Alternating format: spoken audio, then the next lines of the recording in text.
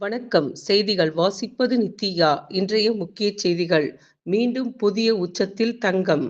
சென்னையில் ஆபரண தங்கத்தின் விலை சவரனுக்கு ரூபாய் 680 உயர்ந்து ரூபாய் 60,760க்கு விற்பனை செய்யப்படுகின்றது.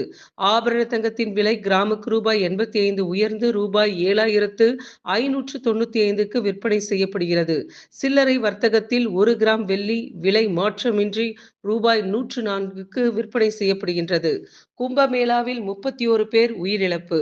கும்பமேளாவில் ஏற்பட்ட திடீர் கூட்ட நெரிசலில் சிக்கி 31 பேர் உயிரிழப்பு. 70க்கும் மேற்பட்டோர் படுகாயம் அடைந்துள்ளனர். மௌனி அமாவாசை என்பதால் அதிகாலை முதலே லட்சக்கணக்கானோர் திரண்டதால் கடும் கூட்ட நெரிசல் ஏற்பட்டது. படுகாயமடைந்தவர்களை தற்காலிக மருத்துவ முகாமில் முதலுதவி சிகிச்சை அளிக்கப்பட்டு மேல் சிகிச்சைக்காக மருத்துவமனைக்கு அனுப்பி வைக்கப்பட்டனர். முதல் முறையாக வெளிநாட்டிற்கு இந்திய ராணுவ உடை ஏற்றுமதி.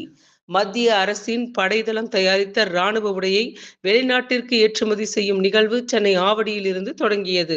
ஏற்றுமதிக்காக உடைகளை ஏற்றிக்கொண்டு சென்ற கனரக வாகனத்தை ஆவடி படைத்தள பொது மேலாளர் பிஸ் ரெட்டி கொடியசைத்து தொடங்கி வைத்தார். முதற்கட்டமாக 4500 ராணுவ உடைகள் ஏற்றுமதி செய்யப்பட்டுள்ளன. அதன் மதிப்பு ரூபாய் 1.71 கோடி என்று தெரிவிக்கப்பட்டுள்ளது.